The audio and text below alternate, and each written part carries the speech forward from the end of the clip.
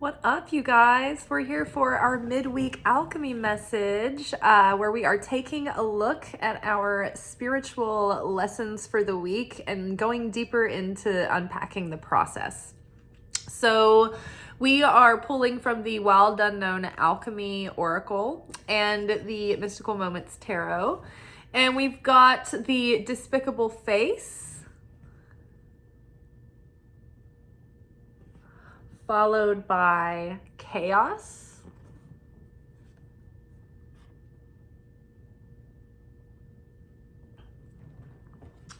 followed by Synchronicity.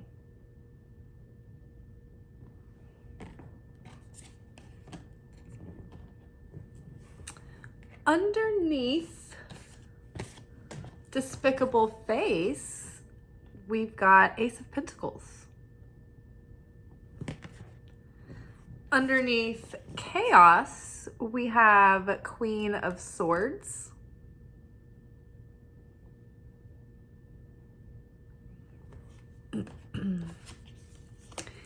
And underneath Synchronicity, we've got the Hierophant. So, very interesting. For starters, like, I don't even know where to begin. There's just like so many things coming through. But it's all pretty straightforward. So the Despicable Face here, this is like what I would equivalent to the Shadow Self card. And it's funny, when I was holding it up before, I was just looking at the image, and this always strikes me as so poignantly right on for the Despicable Face. It's so abstract, and yet when I look at this, it's putrid. It's like it makes me feel like shame, guilt, like ugly, like just icky. Something about this. Yeah, it's like kind of like puke almost. Like it's just like barf, like something you want to hide away. It's shameful. It's despicable. And I don't know, Kim Cran's like really channels in her artwork, I feel, because it's just like some things are so powerful. Her random examples that she gives and the way that she chooses to portray the artwork. I don't know, for some reason this image being so simple and so abstract, it's so right on to me for the Despicable Face.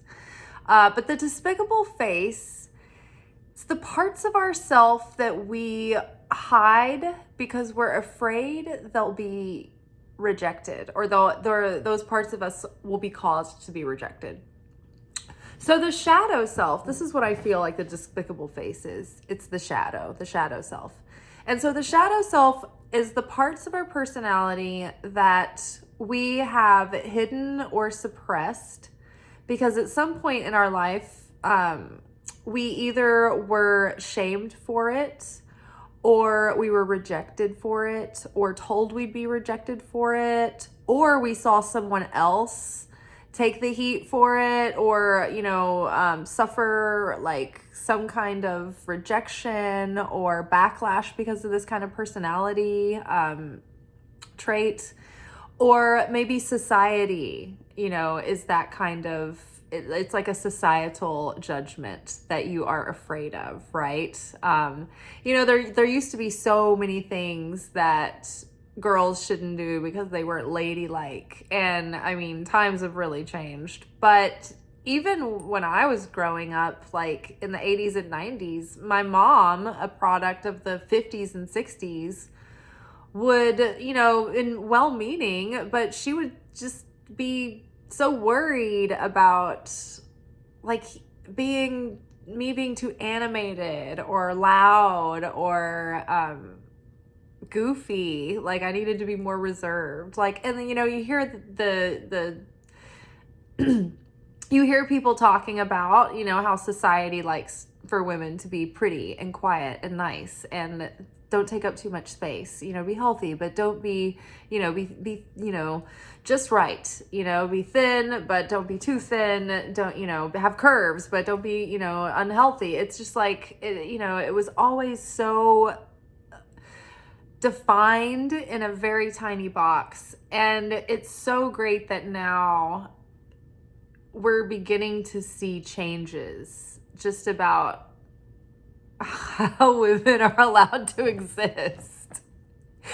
Oh, down to just even like having different body styles and that being the norm and celebrated and good. And like now having brands depict different types of bodies in the photography and their marketing. It's like, it's amazing. It's, to me, that's a huge, huge deal.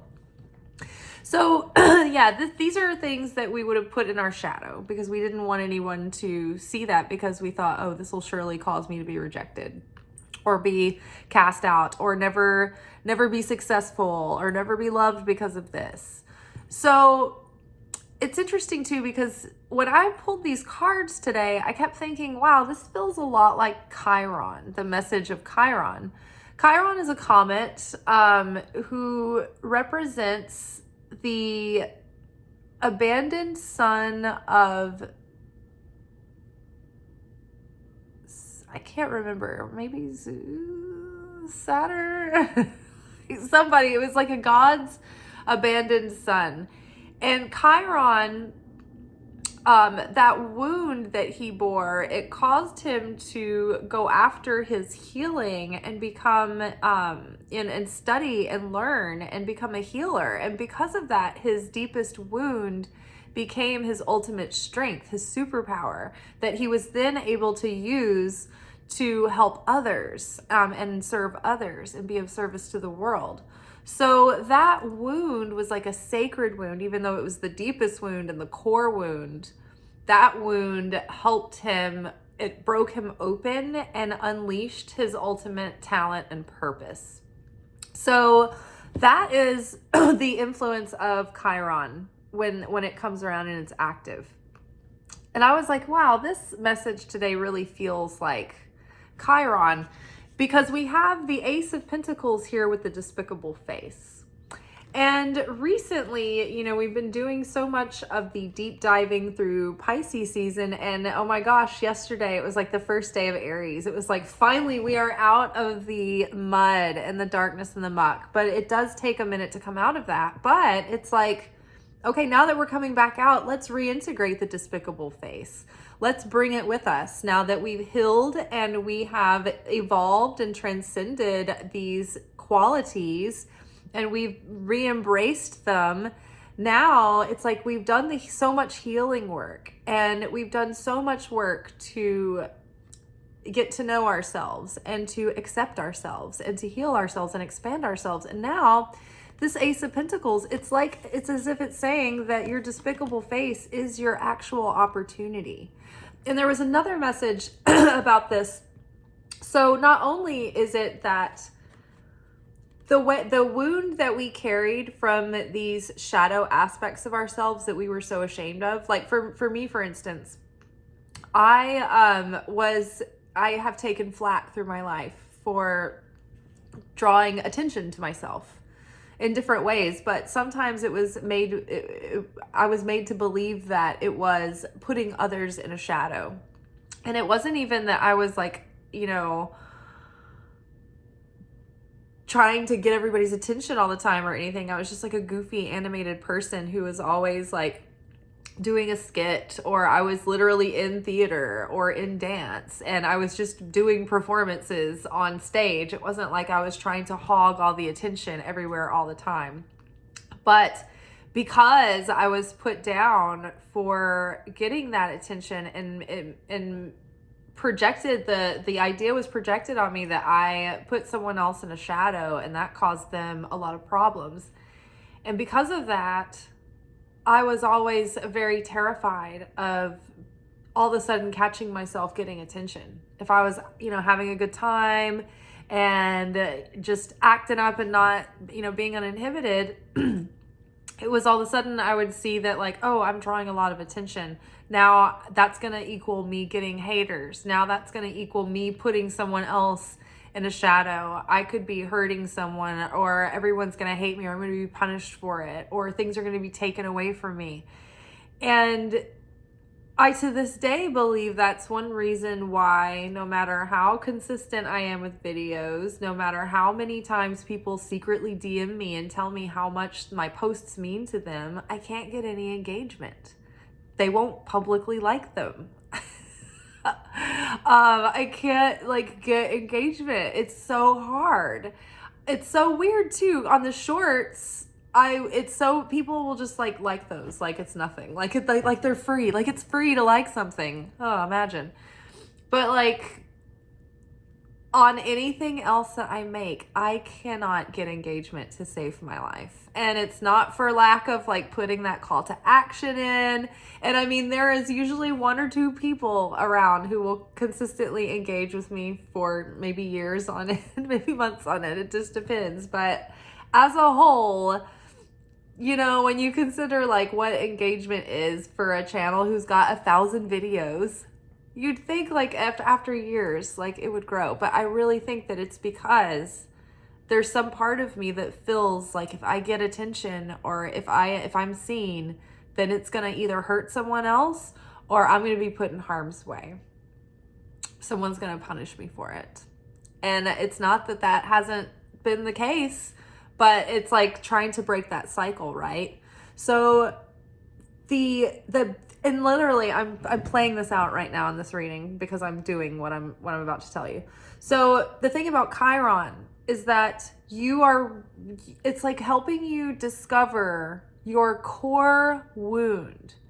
That's the root of all of these subsidiary kind of wounds and perspectives and thought processes. Learning to get to the core of that and heal it, it's like we gain insight that allows us to all of a sudden have clarity and be able to learn from it in such a way that it doesn't just heal ourselves, but we're then able to use that healing to help others as well. To help others who are going through something that we just came through, and we can help them navigate through it better or feel more accepted and not so alone and not judged because someone else understands where they're coming from, right? So this is Chiron, this moment where we are coming to the other side of so much of our personal development and personal work and healing and self-acceptance that we're starting to understand like, oh, I can appreciate the difficulties and challenges that I've had because it's made me who I am, but it's also going to be my greatest strength and even bring in opportunities. This is an actual opportunity and an asset. This gives me experience and wisdom and know-how and like insider information and understanding.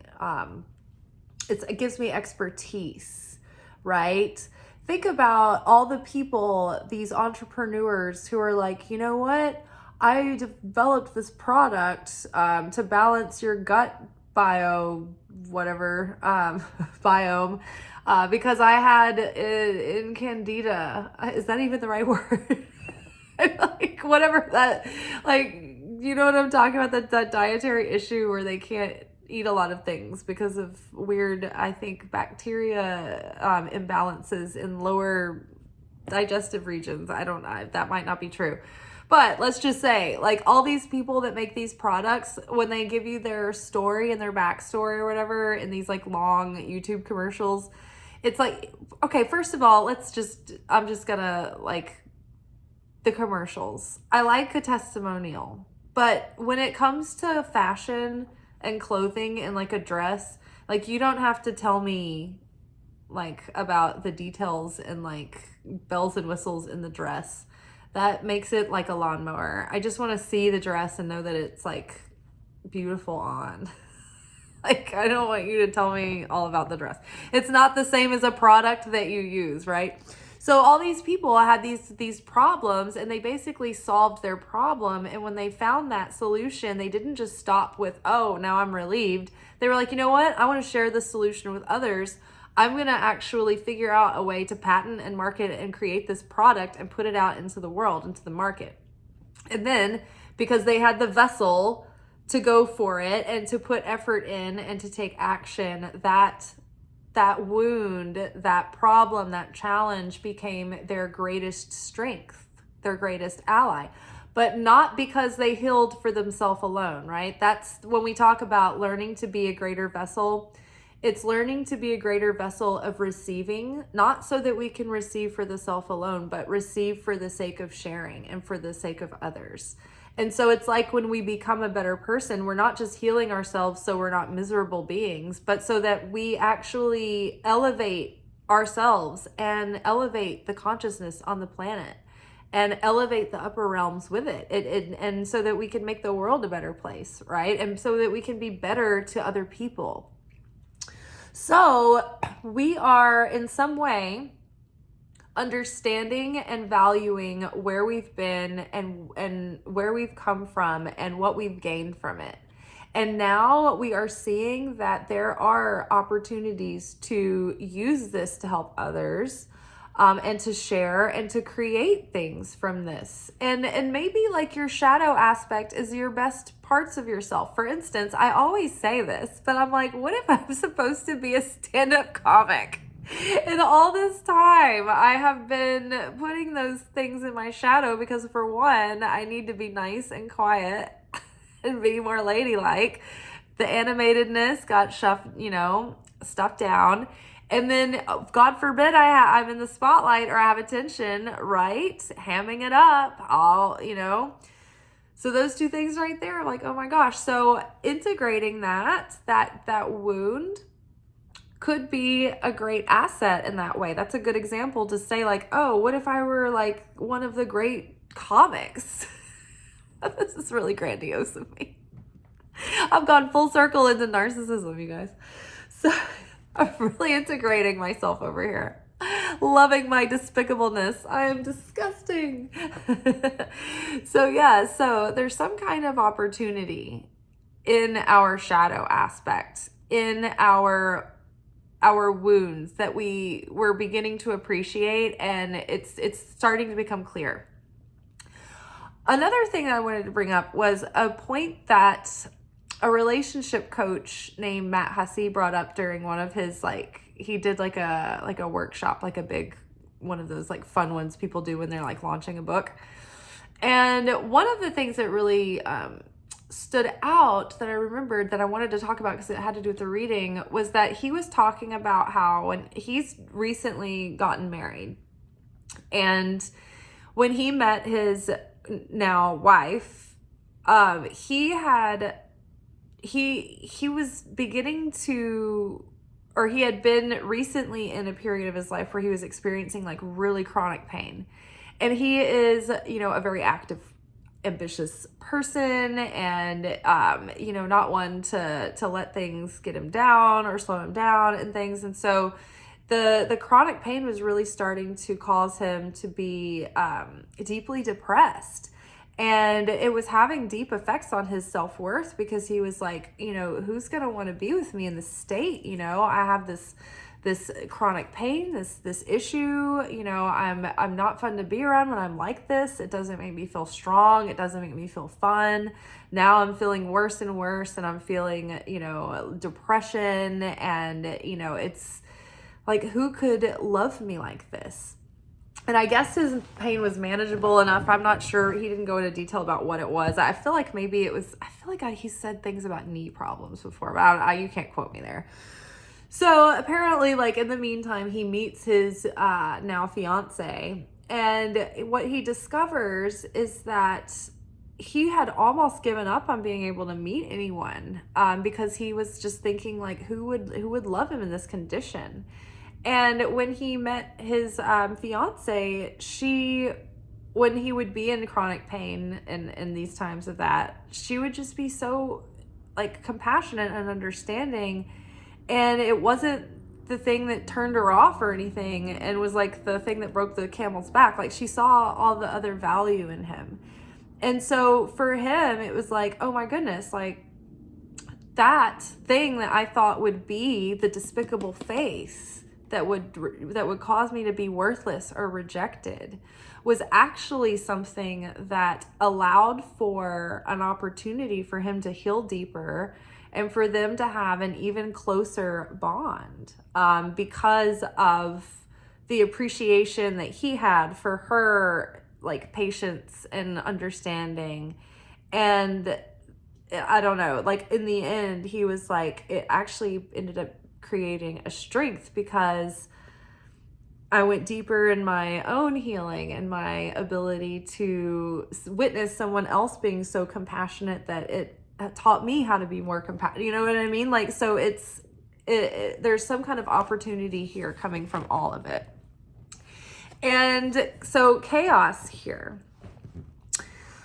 When we've been suppressing this shadow, it's been like festering from underneath, and it's just been perpetuating our negativity and our darkness and our density, which then creates chaos over us.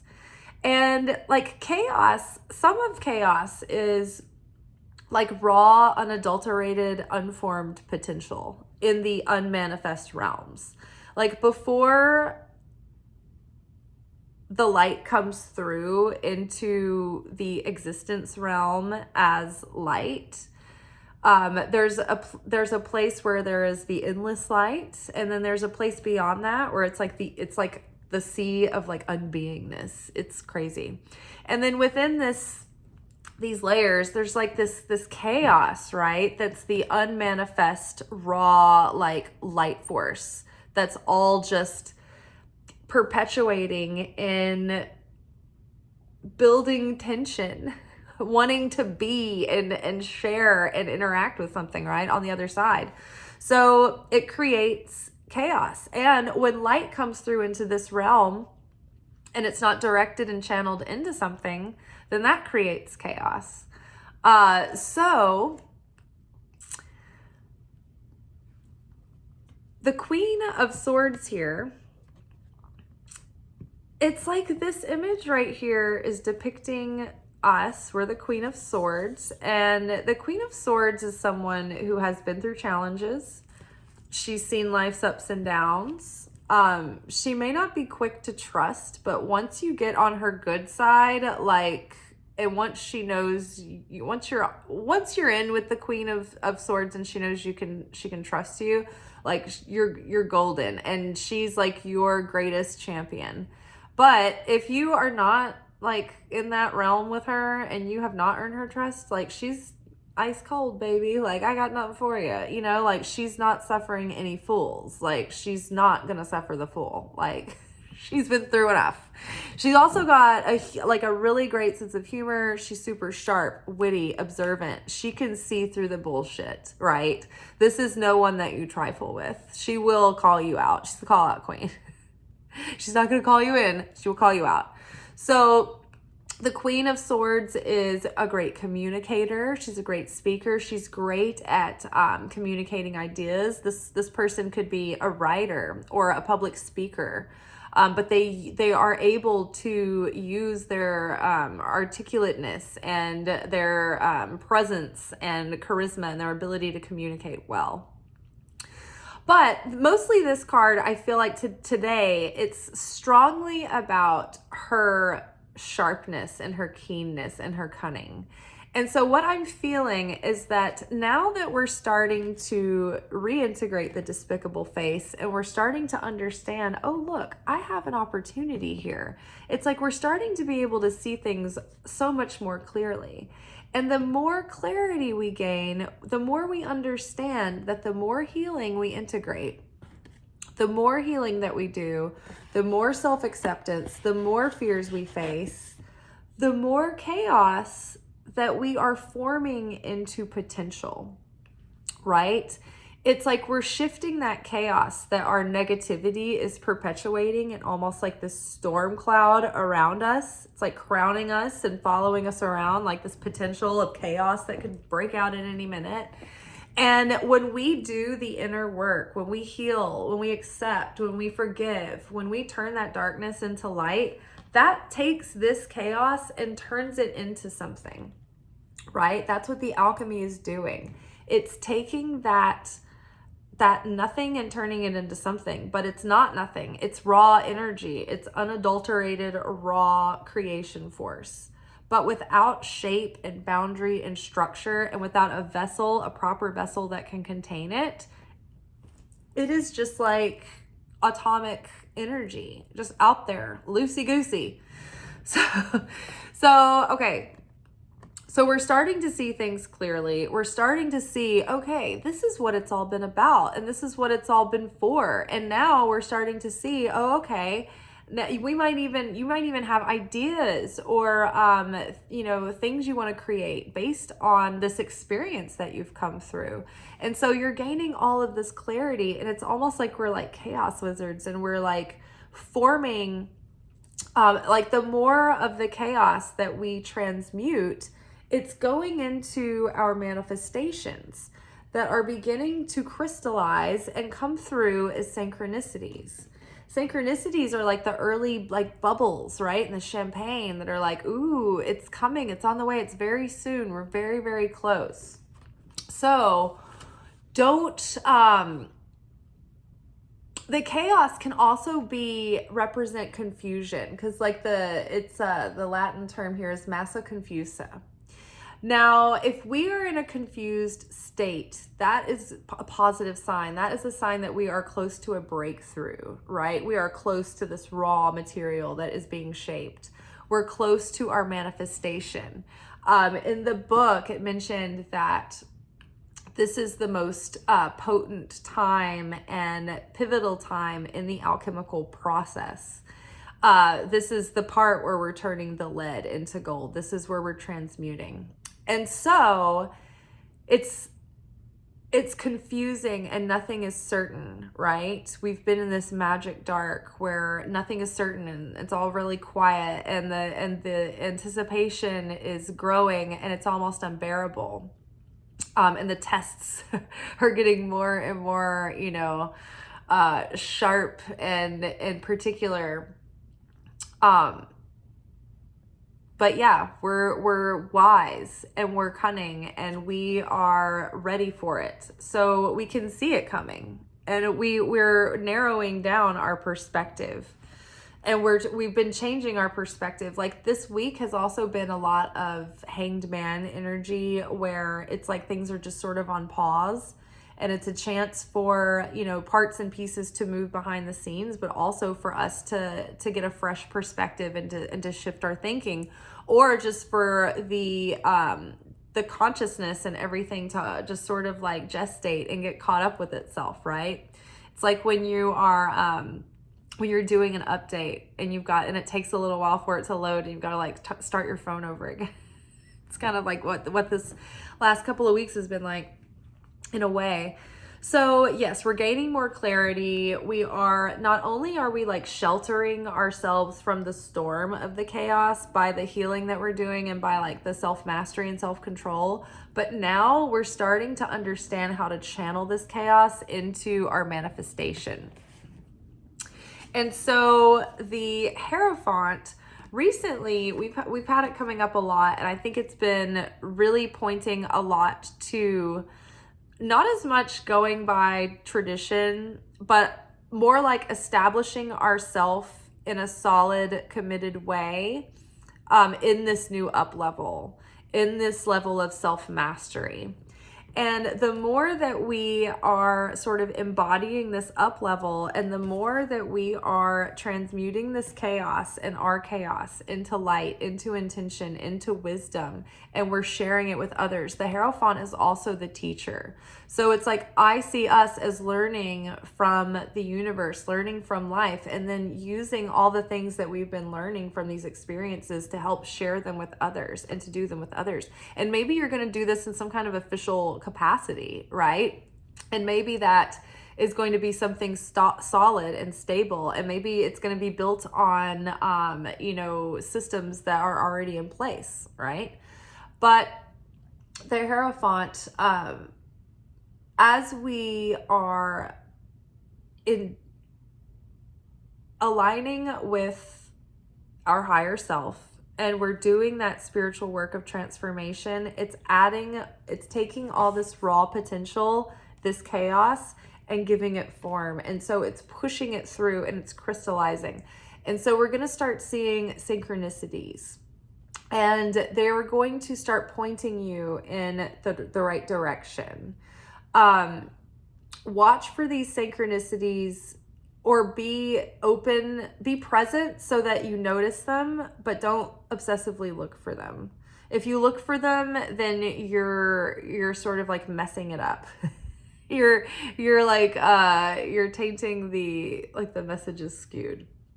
So don't go looking for synchronicities, but they'll present when they're giving you a message.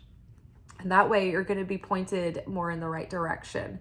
But I think too, the synchronicities, as they start growing and becoming more frequent, it's like it's signs that we're getting closer and closer to like big manifestations coming through, or the synchronicities are trying to lead us towards opportunities, and things like that. So, and destiny points. So pay attention. Things are starting to materialize and come into fruition. Oh yeah, and it's so funny because when I had felt that this reading felt like Chiron, I double checked in my Magic of I day planner. This has got all the astrological movements of the year, and it's also iridescent in gold embossed. But I looked it up because I was like, I feel like Chiron is gonna come into play today, and sure enough, today on the 20th, Mercury conjuncts Chiron. And Mercury is the quick thinker, quick on his feet, the mental whiz, right? So it's like getting clarity about that wound, that sacred wound, that challenge in our life, or that core wound that has implied so many of the other wounds, secondary wounds, right?